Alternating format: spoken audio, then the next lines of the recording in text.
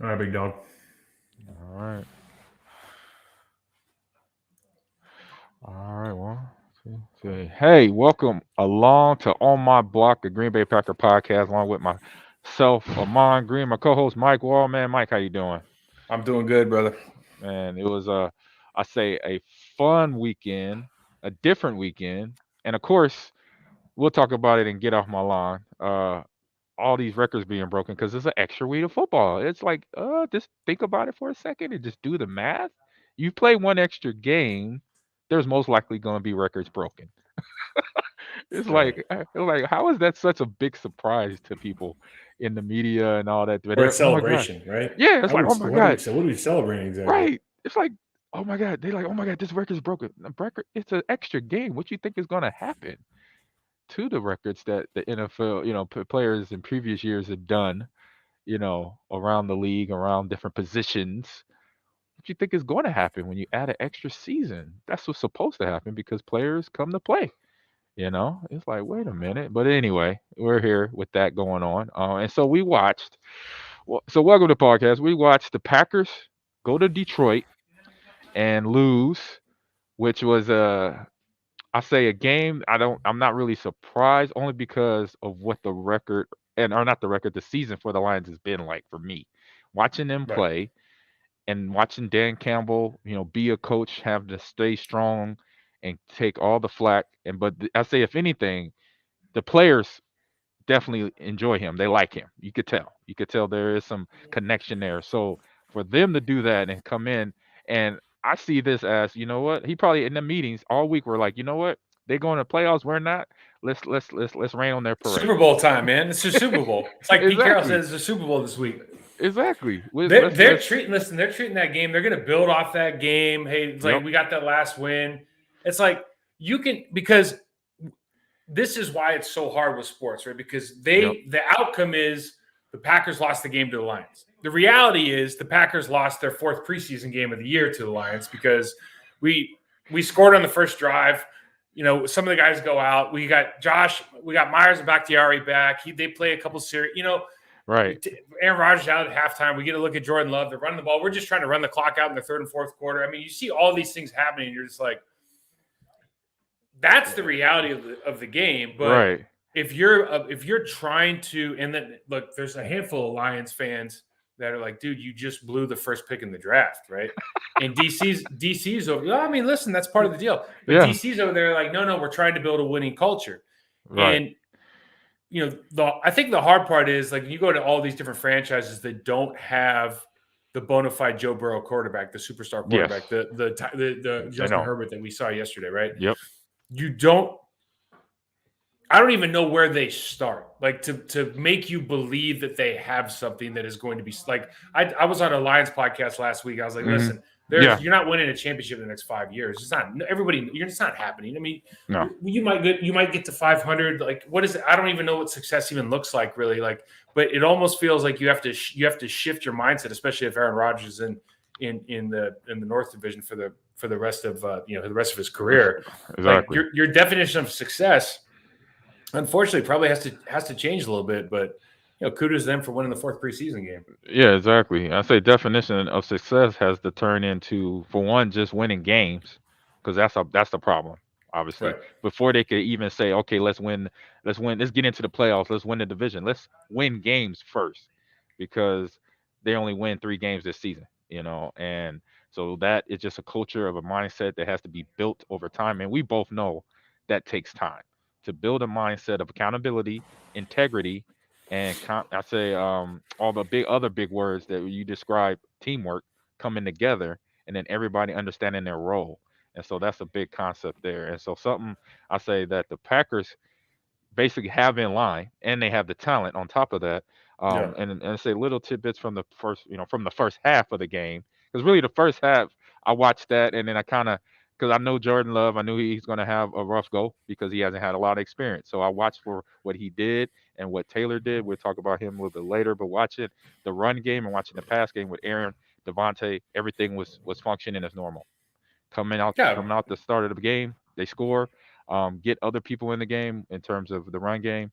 AJ Dillon has a pretty good day. I say up until this game, the last couple of weeks I noticed they've been I say defensively penetrating D line, knowing that he's a big back. Because I remember I only brought this up. I bring this up because me being a running back, I remember defensive linemen and even linebackers whispering to me, "Hey, we got to," I could hear them talking, "Hey, we got to slow him down a little bit before he gets to the second level." And so them getting that penetration, making AJ Dillon stop his feet, his momentum is stopped, and now he's a lot easier to tackle and slow down. So for Aaron, I say for AJ moving forward as a coach, I'll be like, hey, keep your feet moving, regardless if maybe you got to run up the lineman's back, but don't let that D lineman slow you down because they're just trying to run interference on your footwork and your timing with the blocks to get to the hole. And so I remember Sylvester Crooms, EB, bring that up to me all the time. So those times I ran up your back, it was like, you know what? Let me just run. Don't let them slow my momentum down because then something still could break away and happen. So that part for myself, and then Taylor too coming in the third and fourth quarter, basically the second half of the preseason game. I like him a lot. He's a back Yeah, that he's young. he looked good. He's a big kid. He's like 6'2", 217. That's a good size running back right there. And he has that innate ability to hit the hole, have the quickness to then hit it and then get through the hole. In terms of the run fits when the lineman gets to the block, but then also have that acceleration when that block is happening to get past it and get to the next level. So that's one thing I like about Taylor and what he's done, what he did with his awareness on that football field in the game yesterday. Yeah, I thought Taylor looked great, and to your point, AG, if you're running up my back, that means I'm not doing my job, right? And so when you start talking about AJ Dillon, maybe hey, keep moving your feet when they're getting penetration, they shouldn't get penetration. Like that's a problem. That's what listen in offensive line rooms, and I believe this when I was playing because I know how difficult it is. But now on the outside of it, you always want to win. But we think of as a stalemate. Like, in other words, if we have a stalemate at the line of scrimmage, the tie goes to the offensive lineman. Right. But if you're getting penetration in our backfield and you're causing us to cut, because what is the running back, in these situations, either wants to go straight downhill or one cut, right? He's not Correct. there to dance. Nope. But if you force him to either dance or cut early because you're getting penetration in the backfield and you make him change direction, that is a lot of human that you have to now make a 90-degree turn and go the other way. It's just not conducive for AJ Dillon to have to make sharp cuts in the backfield that slow his momentum.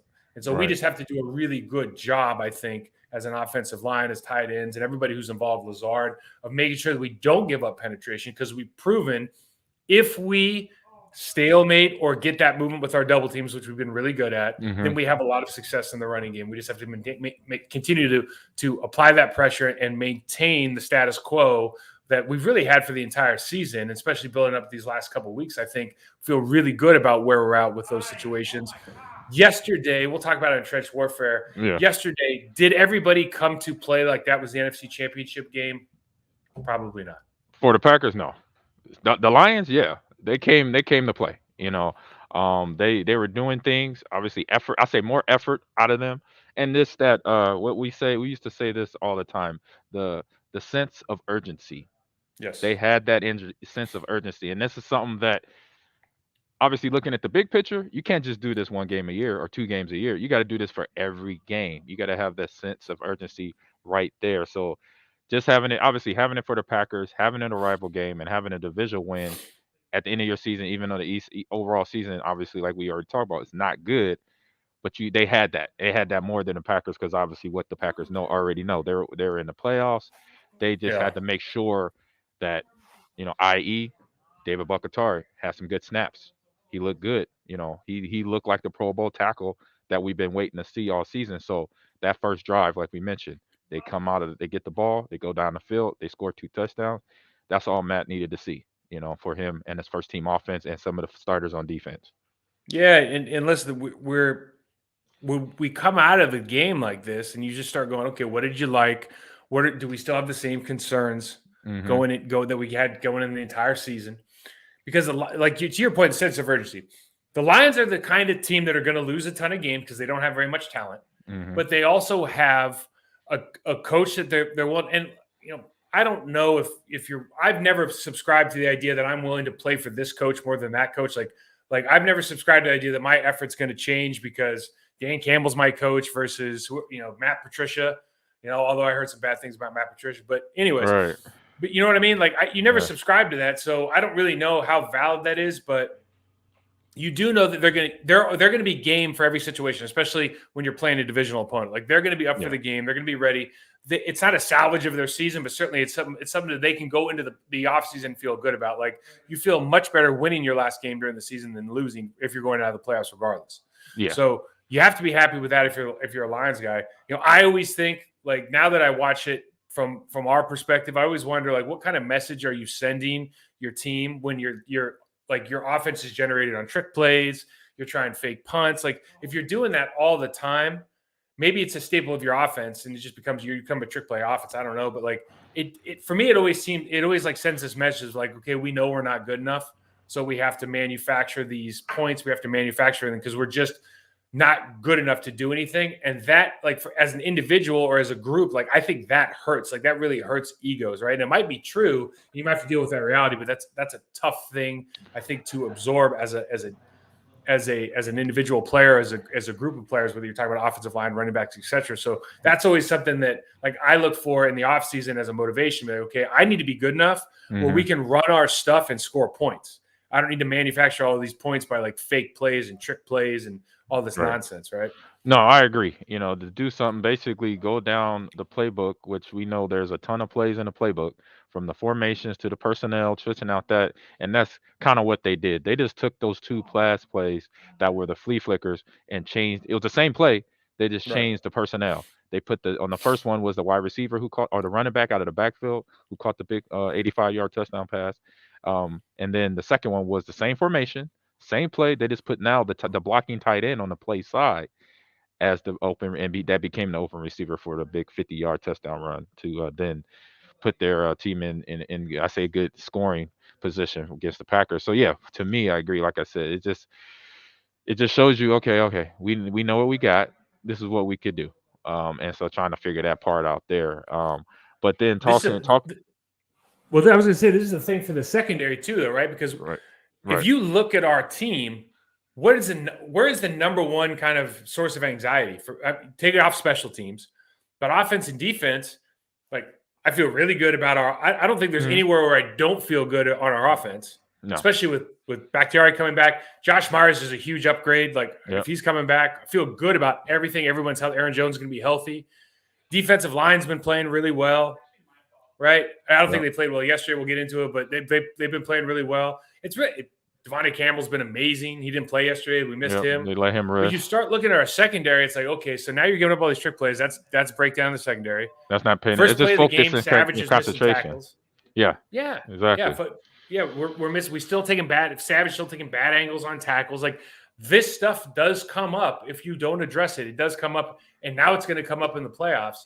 And that's where I like for me, you're going like, all right, Mike, we have a bye week. Let's just address some of these things. Like Goff played pretty well yesterday, and that's probably because we didn't pressure him with 4 like we usually do. The Lions have a really good offensive line, but we didn't pressure him like we probably expected to, and that has like all these things have consequences, right? So you just gotta. This is just one of those games where hopefully they put enough effort into it where they can take something out of it. Right. And you mentioned Savage, and this is the second time we mentioned his name because of failure to track the player that he's covering, the failure to know his body position in defensive backfield. Like in last week's game against Cleveland, or a couple weeks ago against Cleveland, it was his body position in the end zone where he was hyper focused on the quarterback and not paying attention to wide receiver, one of them that he was responsible for. And then, like you said, missed tackles, did not get in the right position. So it's just a thing of making sure, I say as a coaching staff, going into the playoffs, get back to fundamentals for this bye week.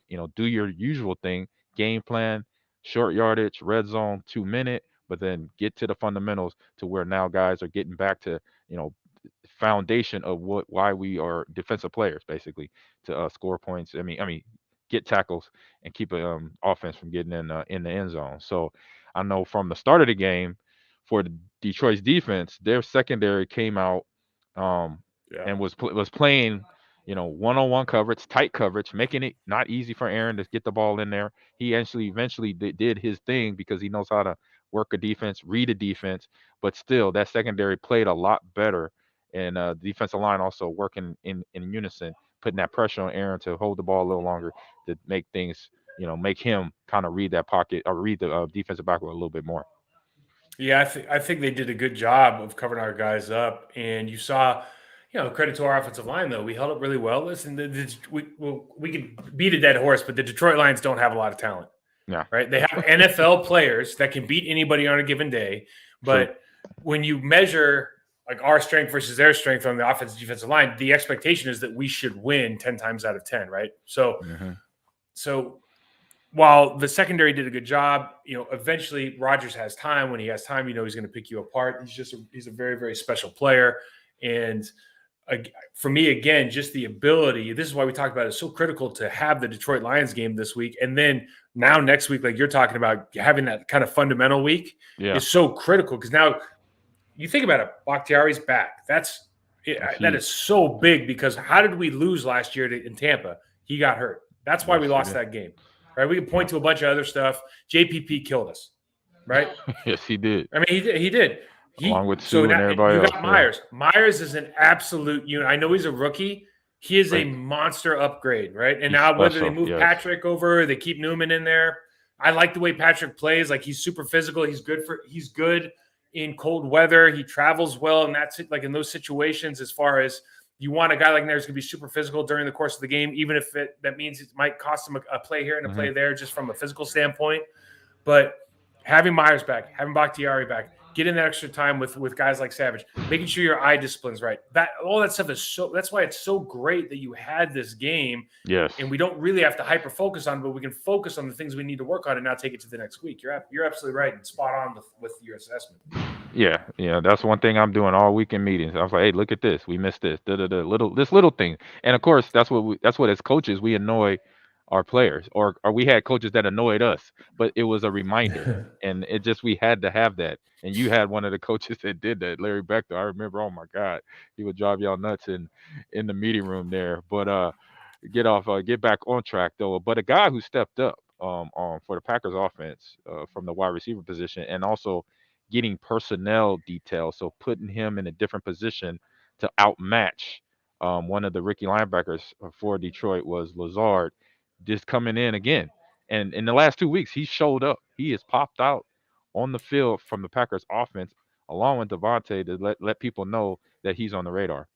Yeah, I love the way that they're getting him involved. He's definitely becoming a strong number two. We just have weapons now everywhere. You see, we joked about it last week with DeGuara take the 5-yard like tight end screen. Now he Right. takes one for like 84 yards or Right. 74 yards, some ridiculous thing. Like, House kid's got call. some wheels, Yep. and it's just you listen. These are when I watch this stuff, and like I know you have to hold yourself to a high standard because you have Aaron Rodgers, but I just keep thinking like, man, they're well coached. Like like some of these kids are coming along. DeGuara is not great in the run game, but he's better than a pass catching tight end, right? Like he Right. kind of showed yesterday. Oh, you can catch passes, you can go to the house, and your game for the run. Like Yeah. you're a value now to this. You're a value add to this team. You're not just the guy that's filling in. You're the guy that's adding value, and so all of that stuff's positive as we continue to go towards this playoff push. And maybe the only thing I made a note, just knowing what you see Jordan Love play, and he could be a great quarterback in time, but I'm just going to put it out there. Like, you see what happens, and we're playing against the Detroit Lions and everything. Exactly. But you just go, man, Aaron, what stake of the Green Bay Packers do you want for the next 4 years? Like, I will give you whatever you want to please stay here. Like, do you want to do you have any other best friends you want to bring back? Like, just stay. Not because Jordan Love's not going to be a great quarterback, and not because he was bad yesterday, but because it's not like the drop off between Aaron and everybody else. Big it right just now. kind of reminds you, like, oh, he's actually the best there is. And then there's everybody else down here. I mean, Tom Brady and Mahomes are kind of in here somewhere. Right. Herbert might be after last night. But Aaron Rodgers is so much better than whatever else you're going to bring in here. This isn't like Brett going. This is not Brett for Aaron. Like, this is not that. It's different, right? It is. It's a whole different world, because, as you saw, I say with the stats, he was 10 for 17. He had a touchdown and 2 picks. And just for, I had people texting me all night, hey man, what you think how Jordan's going to do in the second half? I'm like, look, he's going to do the best he can, because he's inexperienced, and regardless of what defense is out there, it's an NFL defense. They know how to Right. disguise things. Players know things a lot better than a first year rookie corner, a first year rookie safety plan, and they have veterans out there, even though they're not the best overall defense because of rankings in the NFL. But that's the NFL defense, so he's going to struggle, which he did, and he still has that developed that part of it. And with DeGoria, he has the build of a blocking tight end, but then obviously he was able to show his wheels out there today. But yeah, I definitely or yesterday, but I definitely agree that they gotta hey, what you need 12, what you need, Aaron.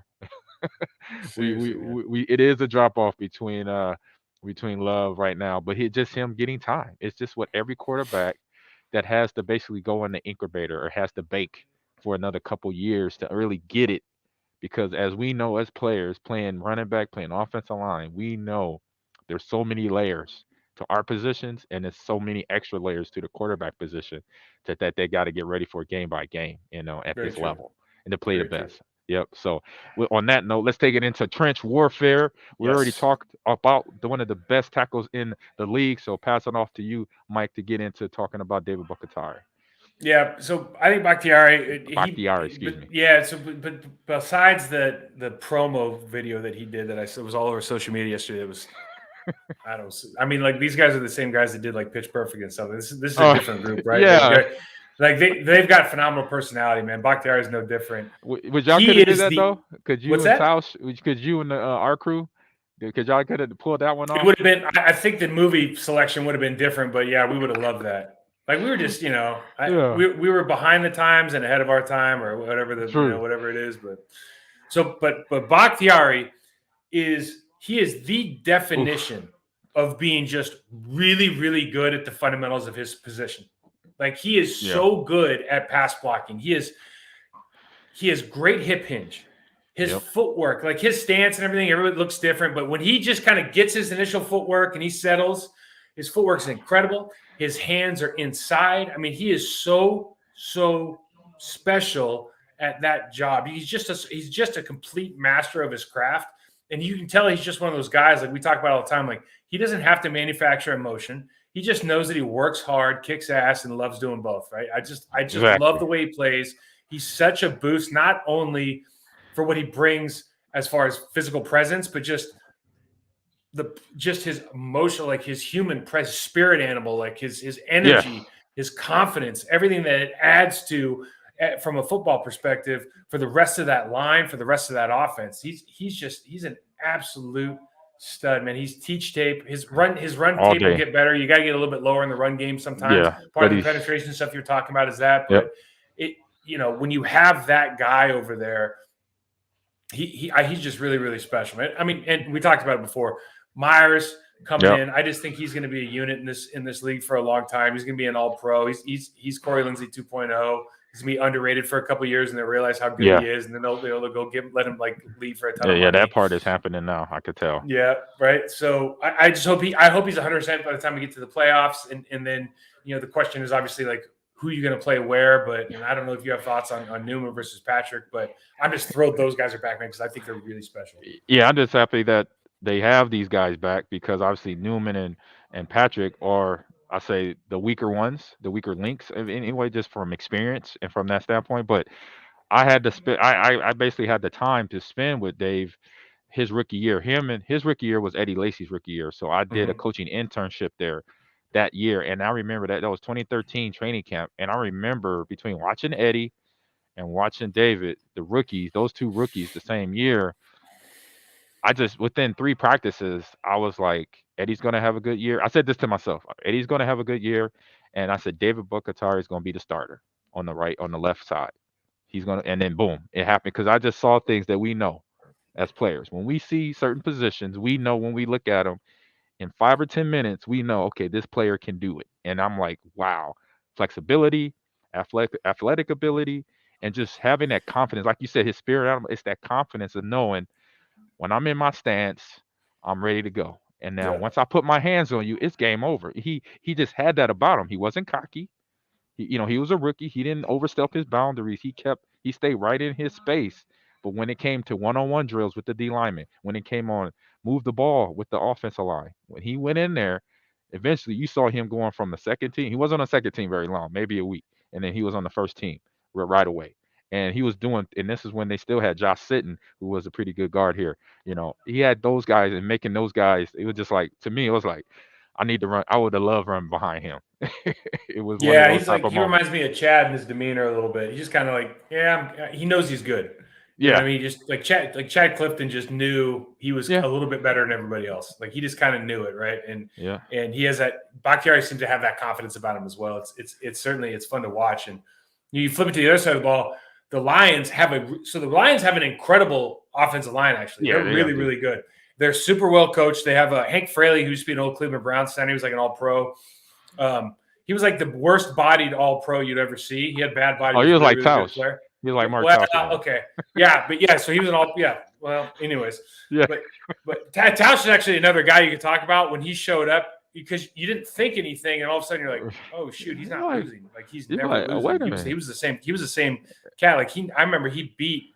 I think it was Vonnie Holiday. He might have got Vonnie Holiday cut, man, because like he beat Vonnie every single one-on-one for like the entire training camp. It was nuts, but he was special.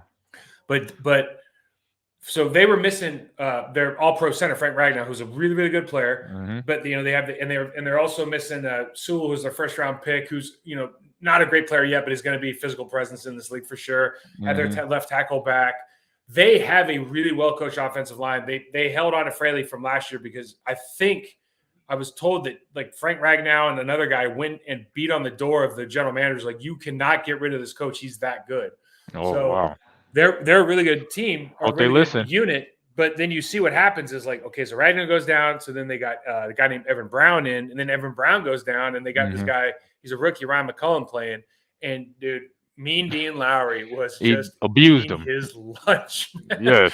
Like Mean Dean was like, "Oh man, can we play this 17 more times? Like, how many snaps can I get today?"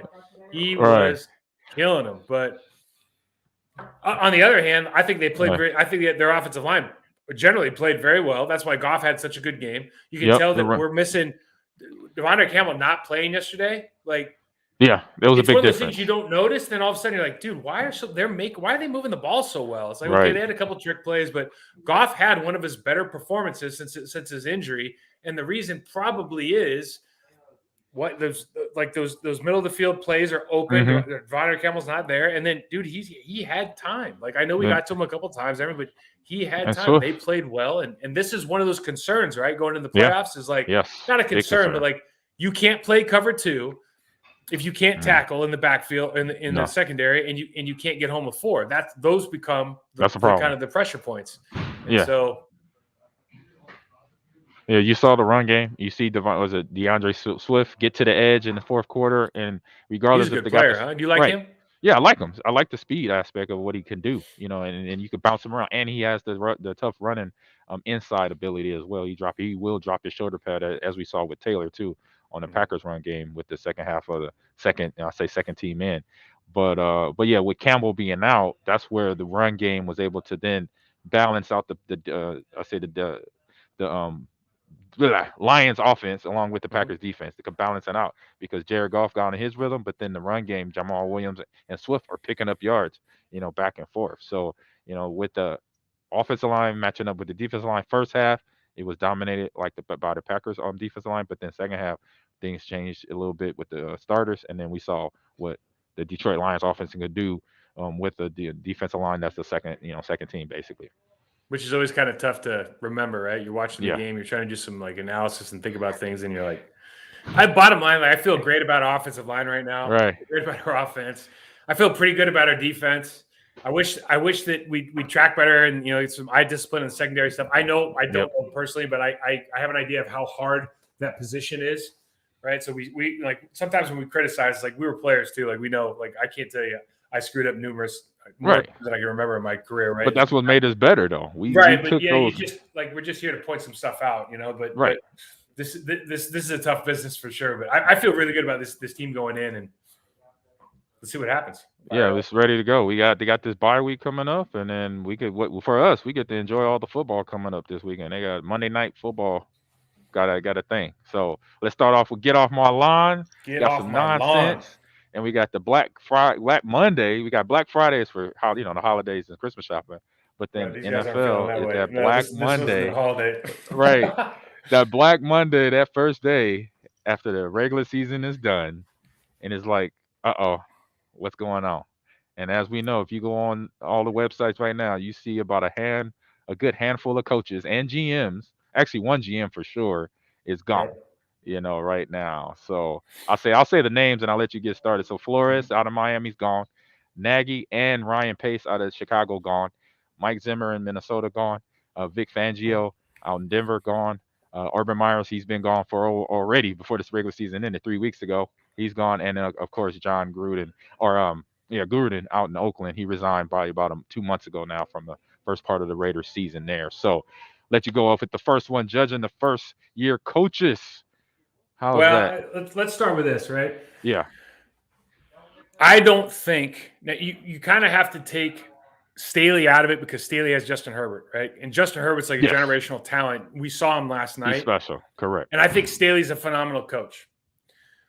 If you remove that, who's done a better job than Dan Campbell?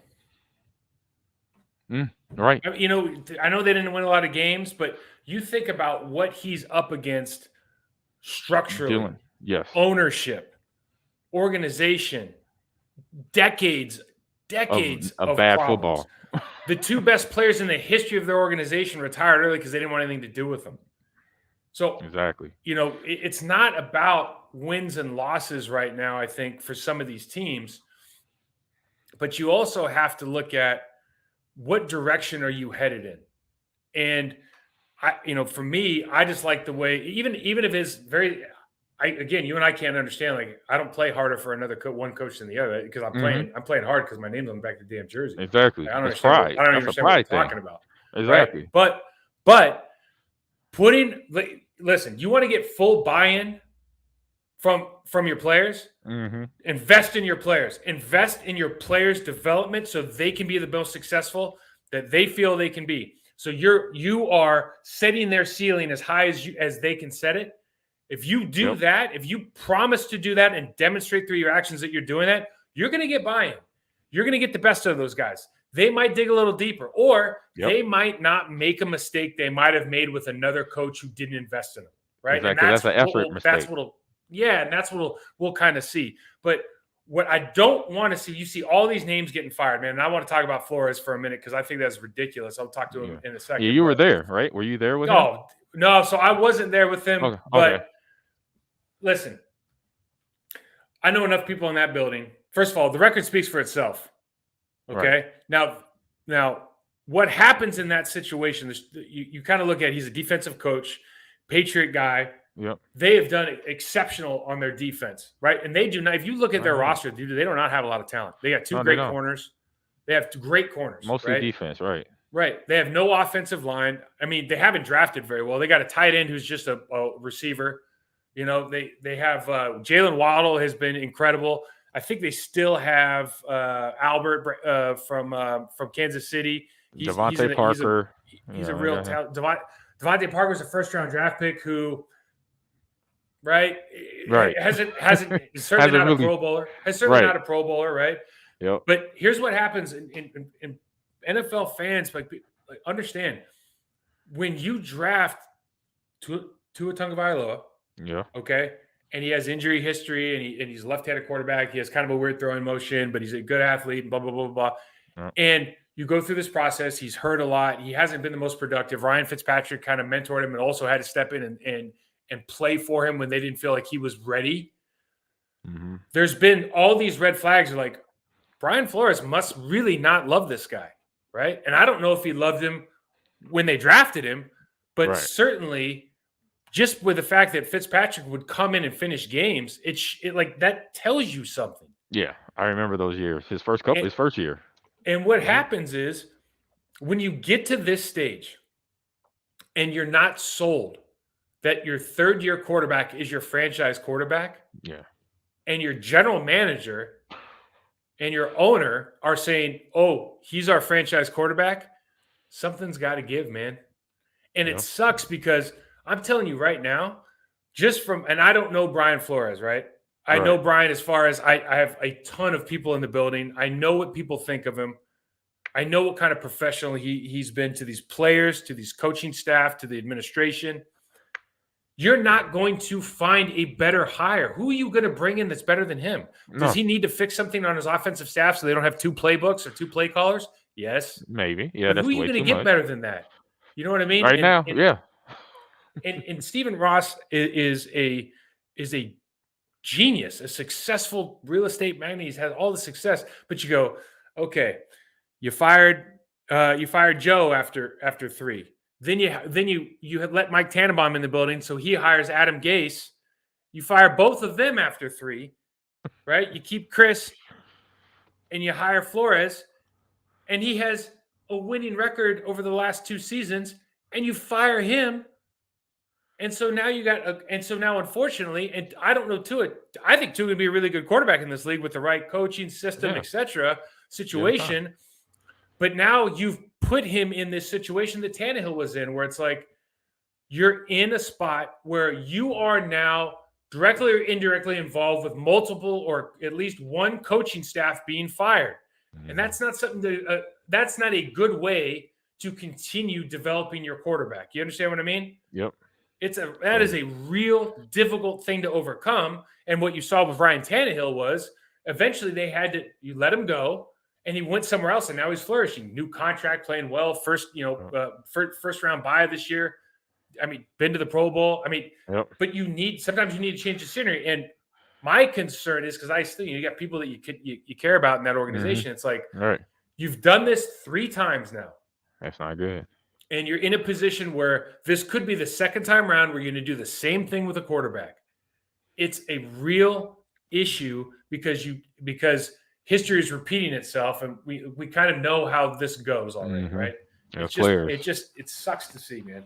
Yeah, because the development gets stunted, as you mentioned, with the players being there, because the players don't go nowhere, unless they, something that has injury or something. But you got new players or new coaches coming in, to now that player has to unlearn what he just learned, and now got relearn this new stuff. So now you got a year of progressing through that and see how far you can go with that, or how quick you can learn and develop the new coaching staff schemes offensively and defensively, basically. And the other thing is too, like you can go down, you start looking at who are the hot trending, NFL coaching potential hires.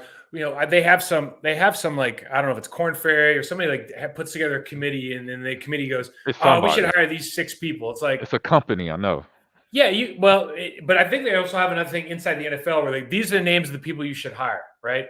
Yeah. And you can go down these different lists. It might be this and that. And they might all be viable. They might not. But are we going to see some guys that have not had success get the same jobs in this league instead of like allowing a new coach with a new perspective, a new philosophy, maybe from college?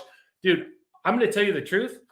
Someone should be required to hire a high school coach this year. I know everyone's going to say that sounds stupid. I agree with you. National champion high school coaches like Butch Goncharoff, like Matt Logan down at Centennial in Riverside, in Centennial Corona in Riverside, California. Right. Those guys could run an NFL program, and they could run it really, really well. Really good. And it just blows my mind that the same people, like, you do a bad job, you go get fired, you go get hired by your buddy, you do a bad job again. And it just goes over and over. And I'm not saying there's some really good coaches in this league. There's some good coaches that have bad owners. There's some great coaches that have bad quarterbacks.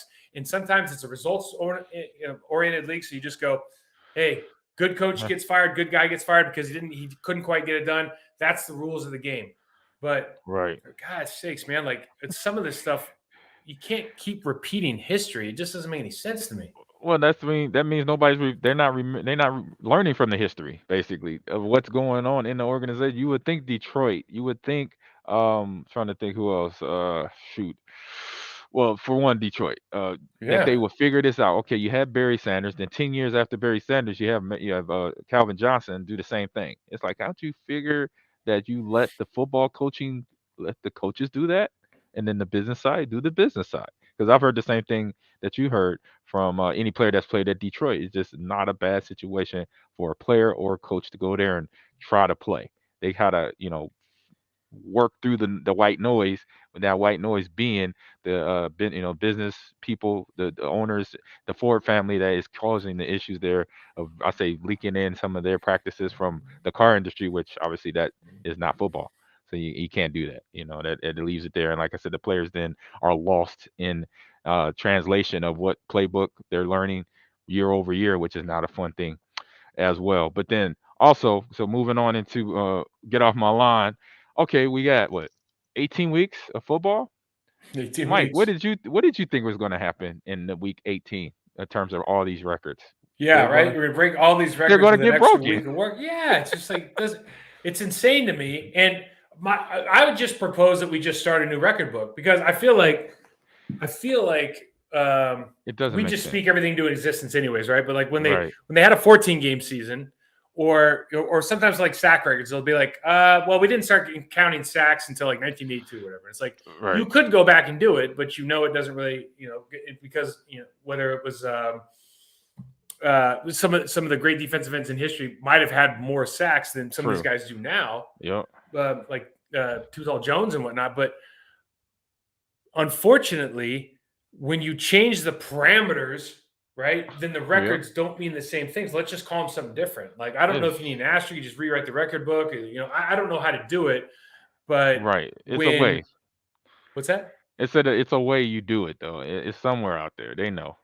Yeah, it's just, and it's probably not a big deal, but again, like we played in a 16 game regular season. So guys that did something amazing in 16 games are now going to lose out to guys who are doing something a little bit less amazing in 17 games. And I know everyone's like, the whole point is like TJ Watt's like, he missed a bunch of games and what he did was amazing anyways, right? Like with his sack record. So I'm not necessarily talking, this is just kind of like the principle of the thing. Cooper Kupp's, it took him an extra game. Yep. Devontae Adams. Same thing. Yeah, I mean, honestly, like he had an amazing season, right? But is it better than Jordy's season that he did in 16 games? I don't know. It's hard for me to say that it is. Right. It is. Tom Brady went for 5,000 yards again, right? It's like, well, you did, but what you think is going to happen? It's a new reality. It's just hard because you have to go through this time now where everybody's going to break records on a regular, right, for a couple of years. And then there'll be this one like super outlier where somebody rushes for like 2,400 yards, right? Or somebody passes for 6,000 yards, or whatever it's going to be so far and beyond. And then I think when that happens, everything will reset again. We'll just kind of forget about the differences. Yeah, it'll be another 20, 30 years before that happens, before they find another reason to have another NFL game. I wonder what happened with AG. They're going to have 18, bro. They'll have 18 games within 5 years. I believe it. I'm not doubting you because the way the NFL can negotiate with the players, I'm like, what is going on? I was like, did I miss something here? Because I knew that we do not want more games. But the comment on the record breaking is, it's just interesting. The commentators from around all the channels, from Fox to NFL Network to CBS, they're all saying the same thing. Oh my God. This record. I think they're paid too, man. Right, obviously. I think they're forced to, right? They're forced to. Got the producer in the ear. Hey, you got to mention Cooper Kupp just did this. He just and Devontae just did that. And and I say to go on a tangent real quick with JJ Watt and his record. You remember the Giants game in 2001 when Brett gave Mike 93 blast. Yes, 93 blast. It was a touchdown too. Yep. You're damn right it was a touchdown. You're running right behind me. Right. Hey! Hey, we out of there. I didn't know this. So you go back and watch that play. I've already told this story, but I'm gonna say it again. On that play, everybody thought it was a play action, and it wasn't because I'm looking there. I did this, and I'm like, "Where's the ball?" And I see Brett fall back, and I'm like, "Did he just do something? What did I miss?" Imagine work, dude. We worked all game. Strahan went down the entire line. He couldn't sniff it on Tausch. Nope. So he went down the entire line and tried to get all of us. He did? I didn't know that. Couldn't get nobody, right? We're killing it. And then good. Old boy walks over to the other sideline and he says, I think he told him, like, if you don't call another timeout, because the game was like, let's just get the game over. Yeah, if you don't call another timeout, I'll give up the record. And so, yeah, we had a chip block, me and Flanagan, and I come off, I hit the linebacker, and I just hear everybody go nuts, and I turn around, and I'm like, dude, me too. I'm like this, like, what did I just miss? All right, so yeah, get off my line with that one, Michael Strahan. Let him know that. Yeah. He was such a good player. Isn't it crazy how like you watch like I watched some of his highlights. Yeah. And how big, strong, like what a physical specimen he was, especially in his prime. Yeah. And it just makes me wonder like what a guy like that would do to some of these guys now, man. This is one of those sports where guys are always evolving and becoming more athletic, but the size and the strength of some of these guys is just a little bit different now, man. Like he was a monster. It's completely different. Just imagine me running the ball these days. Oh. It's a difference. It is a different sport. It really is a different sport. It's a whole different sport when you got guys like myself that are doing what we did. It's just interesting. So that was get off my line right there. And I say players of the game. Obviously, I say real quick, I wrote in there Alan Lazard. He did well. We mentioned him earlier in the game. And then I say just quick and off the top of my nugget, Dean Lowry. He was a guy that showed up, and a guy that has always been there. That's just one thing. He's been doing the same this all year long. Consistency, and then that's one of the names or one of the words that pops up when I see Dean play. He is consistently doing what he's doing. It just now happened at a time where, like you said, an unexperienced old lineman is in front of him, and he's done this all year to guys. And this is what happens when you got that inexperienced player in front of an experienced player. Yeah, he's eyes down, head forward, bull rush, jumping gaps. He just played well. He's been as good a surprise as probably not as heralded as Campbell, but as far as maybe expectations and production, like he's just been amazing. He's had a really, really solid season, man. Happy for him. Yeah, I remember when he came in. He's from, I believe, he's from Illinois originally, and I think he went to Northern Illinois. So he's a right down the street kid, hard worker, as you've been seeing. I'm happy for him too. I was able to talk to him and meet him his rookie year. Like I said, hard worker, just a grinder, one of them grinder in terms of defensive lineman. Now we're going to talk about around the league, and we're going to do it wild card weekend edition here. So we got some fun. I can't wait till the weekend, man. It's gonna that's gonna be a good one, especially with with the extra day too. The Monday night game, the Arizona Rams game. Yep, that's new. I'm like, that's gonna be sweet. So I don't have the stat line. I don't have the betting lines. They're probably open already, but I don't have them because I think they're going to change. Right, but they will. Let's just go through this. Give me your winner. Starting with Raiders at Cincinnati. At Cincinnati, who do you got? I'm going Cincinnati. I'm going Cincinnati on that one. Yeah, I think gosh, it's just here's the deal. Here's the only thing I will say about the Raiders, right? I think Mason Crosby and Ngakoue are so much better than the tackles on the Cincinnati Bengals, and Joe Burrow already gives up the most sacks in the league.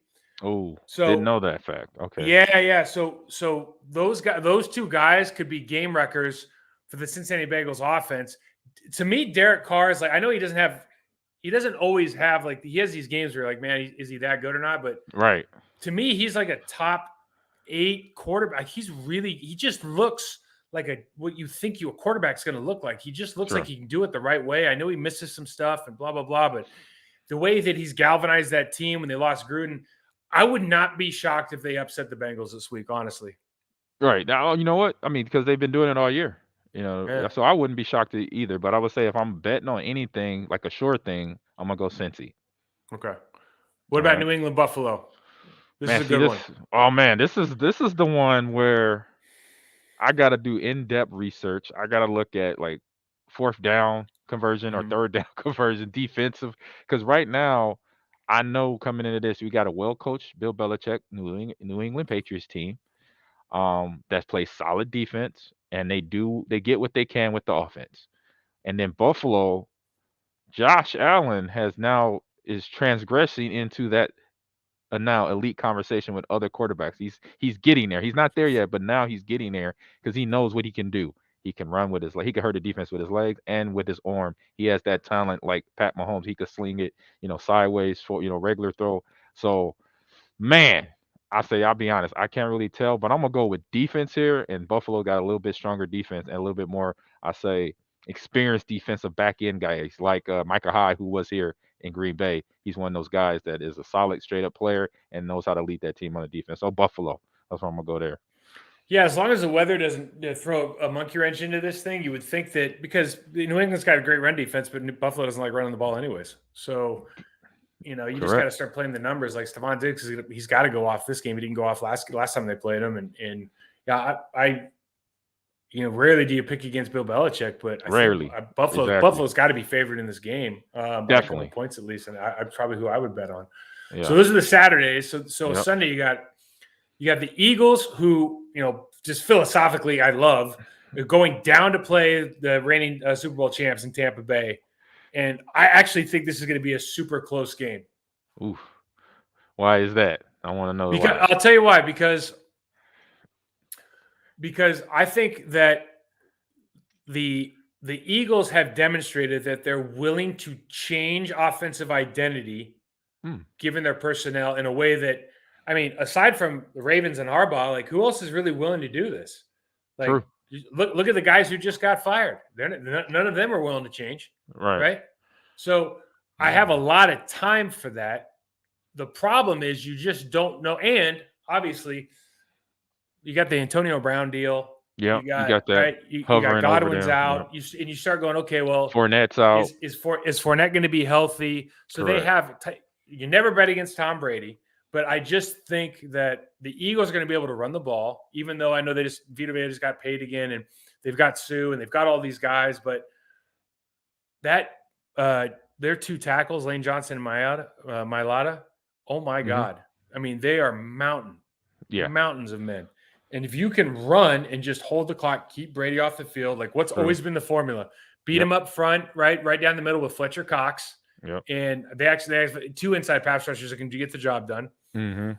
And then, dude, just get him off the field, and they can keep the ball out of his hands. So I mean, I don't know if Philly actually beats them because Tampa's Tampa, but gosh, man, this should be a really, really close game. Yeah, that's gonna be a close game. I say I kind of hear you on the Philly side, and because everybody knows the game plan to beat Tom Brady. Get him off his spot, and then obviously put pressure on him. So I say for the one upset of the day, I would take this one right here. This would be the potential upset, Philadelphia at Tampa. Oh well, then this works out perfect because I would have thought the upset would have been San Fran at Dallas. So you tell me you think Dallas is going to win? No. I'll be honest, because it's just been uncertain. It's an uncertain because I watched them get beat by the Denver Broncos in their stadium earlier mid-season. I think it was right at the end of September or going in October. It was right around October, and so I'm at that game. I'm in the stands watching this game, and I'm like, "Where's the offense at?" It was no offense, and they have an offense. They have Dak Prescott. They got Ezekiel Elliott. They had they're stacked. Receivers, Amari Cooper. CD Lamb, they have the guys you want to stretch a defense or run against a defense. You have guys to do that, and you have an old line behind that, and it just didn't work. So San Francisco's coming off a good game. I believe they because the Rams yesterday. That was a monster game. Yeah, they beat the Rams in LA. So that, like I said, their momentum, they got momentum behind them. So they could come down to Dallas and be like, you know what, we're taking this train, we're keeping this train all the way to Green Bay. Basically, whatever may happen for us, that's how they're playing. So I'll say there's no upset here. I say just San Francisco because they got the heat right down behind them. Yeah, I like San Fran. They're going to get Trent Williams back, his best tackle in football right now. Their offensive line is a good unit versus Dallas. So Dallas is an opportunistic defense, right? So if you don't turn the ball over, the problem is Jimmy G might turn the ball over. True, but they've got that one guy, Deebo Samuel, right? Like. He is a game wreck. He's like a Steve Smith game wrecking type. Yes, right? He is. So he's the kind of guy that could just ruin their whole defensive plan. Now we're kind of seeing that Diggs is getting beat on double. Like he's a little bit of a liability. Like he has the most interceptions. He also gives up most yards. Like you have these kind of opposing dynamics that because he's focusing more on the play during the playoffs, right? And then I look at the Dallas Cowboys offensive line. Is a good offensive line. They are always battling injuries, so it's almost like you have to expect that Tryon Smith might be out, Lyle Collins might be like something might happen during the game if they're not if they even start the game at all or Tryon at least. And then I go, okay, well, we've got Nick Bosa, we've got Aker. I mean, they've got they have guys. Right, they have guys on the other side that can rush the passer. Armstead. That's what I'm talking about. Armstead, like 91, dude. That guy is a problem. He's like a problem along the lines of Calais Campbell problem because he's that Yes, kind he of is. build. Big dude. So for guards, dude, that dude is an absolute unit, right? DeForest Buckner problem, same thing. Like when those Yes, guys it were is. together, it was even crazier, Exactly. right? Yep. So I think they can hold up. It took Ezekiel 17 games to get 1,000 yards. They're not running the ball particularly well, and it's either hot or cold with Dak. Like I can see these guys again. I think there's so. We talk about pressure, we talk about confidence and everything that goes into going into the playoffs. When have the and I think I've said this, Dak Prescott, I think, is an incredible leader. The pressure that comes with being a Dallas Cowboy right now with Jerry Jones and all the stuff he puts on that team and all the attention and all the dynamics and all the talk about Mike McCarthy and all the talk, blah, blah, blah, blah. It goes on. It's almost like if anyone's gonna fall off, you almost bet on them, even though you think, man, you're so talented. How are you going to lose? Right. And it's that same pressure that sometimes, but in the team that we play for, the Packers, because it's such that they refer to the Packers and Cowboys organization like the Yankees of football, basically. So that pressure can be there, and instead of being in the back of the mind, it's right in the forefront of the mind. For but the difference is we don't. Mark Murphy is not over there. True. Beating the drum all the time. Correct. Like you don't have an owner that's always the publicity is the number one thing. It's different, right? Yeah, it's different. But he's everywhere. I hear what you're saying. The expectations are super, super high, and you have to live up to those expectations. That's part of being a pro, right? Yeah, that's part of being a pro, and you learn how to deal with that. We all manage that very well. But the next game here, we got the Chiefs and the Steelers coming in. So what you got here, Mike? I think that Mike Tomlin might have won Coach of the Year. Wrapped it up yesterday with that team going to the playoffs. True. I mean, they have nobody. Their roster is not a playoff roster, right? Like you punching above your weight a lot. Claypool still developing. I think they're going to get blown out. I think the Chiefs will blow them out. But you just go like hats off to you, Big Ben. Congratulations on a great career. Mike Tomlin, you're an amazing coach. I mean, obviously, the what you're able to do with the personnel that you have right now, even the plays that kind of saved the day yesterday. You think about like how Minka Fitzpatrick like punched that ball out on the sideline to make sure that they didn't get a score at the end of the half. Like those little things that you don't necessarily see on some of these other teams. Like it's a big deal, man. It's a really big deal. It's huge. All right, you want to finish this off, Mike, with the last game? So this will be. I think this will be a great game. This Arizona LA game is going to be a great Monday Night game. Football. Yeah, I'm excited there. Monday Night Football. I'm excited that we get to listen to Louis Riddick do a Monday night game, man. He's I think he's probably the best in the business for my money. That's one of my faves. Yeah, he's the best. Greg Olson's doing a great job. Tony Romo's obviously does a great job as well. I'm really impressed with Greg Olson. Hold on a sec. Hold on, Mike. Yeah. Oh yeah. I'm almost done though. About to wrap this up. Okay. All right. Sorry about that. No problem. But I was just gonna say real quick.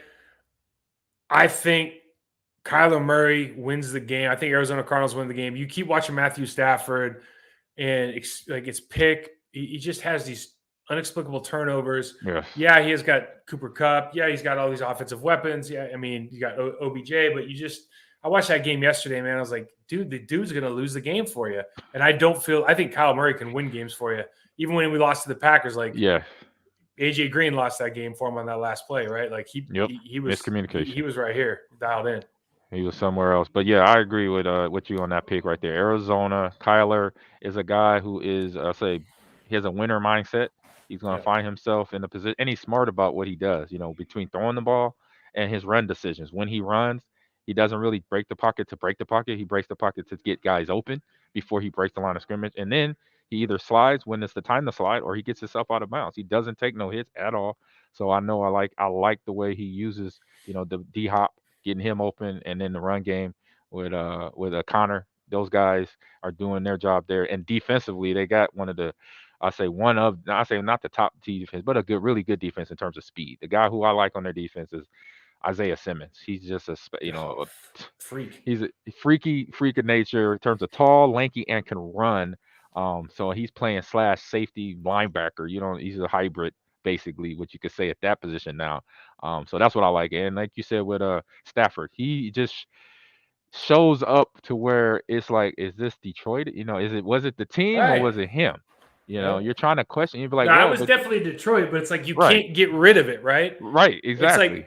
It's like when you go outside and you get sunburned real bad. It's like just because you go inside don't mean you're not sunburned anymore, man. Like it's still there. It just stays with you for a while, dude. Yeah, and I narrow it down to his decision making. Sometimes throwing the ball, because sometimes better. Even we know better. We weren't even quarterbacks. We know, okay, this is not a time to try to throw it into that coverage, or just throw it out of bounds, or take the sack. Do one or the other. Because I remember the one back a few months ago where they're playing against the Titans in LA. He's getting slung around the end zone. Either take the safety, hold on to the ball, just take the 2 points, but don't give up the 6. He throws it, takes up, and then it's a pick 6 right there because they're already in the end zone. So, with those factors in there, that's where I'm like, Arizona is going to come to play, even though it's on the road. It's not far. It's not a far flight. Obviously, a divisional game again, because it's the divisional wild card weekend. So right there, yeah, that's that game mattered. That game mattered to them, though. It did. That game mattered to them yesterday. And when he threw that pick, when he was throwing that ball to OBJ got over the top of that dude, didn't give him a chance, right? No. And listen, he's a I don't know if he's a Hall of Famer, but he's an amazing talent. He's had an amazing career, and it's just sometimes you're like, geez, man, like you got to make that. If you want to win the big game, you got to make that play. Yep. So we kind of know who's playing next weekend, so we don't really need to run through the rest of around the league. That was pretty much around the league right there, because those are the teams going to be back up on the slate for wild card weekend for the next week. So I would say, hey, that's the show. We just wrapped it up. So Mike, man, I hope you have a good rest of your week. I know I'm just starting back at esports. At campus, we're all masked up and everything, but had our first morning practice, and then we got one later today, getting ready for all them video game things that I know. You let your kids play video games? Question. Dude, I'll be honest with you, man. They don't even want to.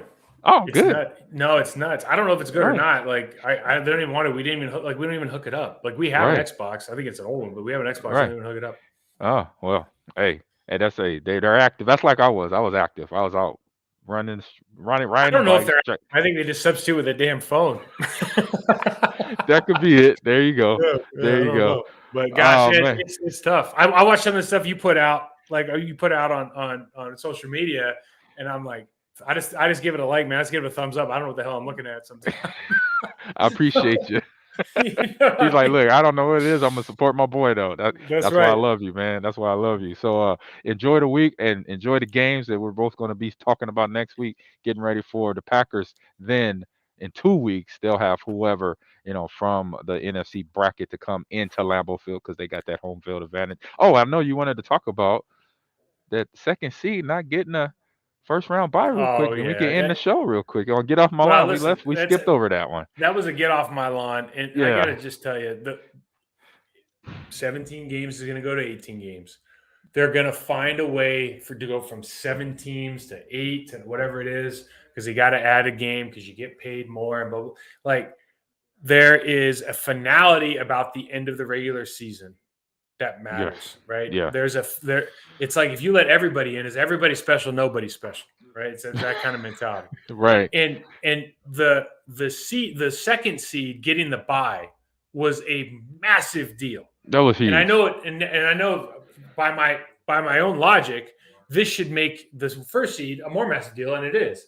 But you kind of think about, because the way the NFL is structured, and we have 4 divisions in each conference, right? And like the Green Bay Packers play in a pretty bad division, right? And the NFC West is a pretty good division.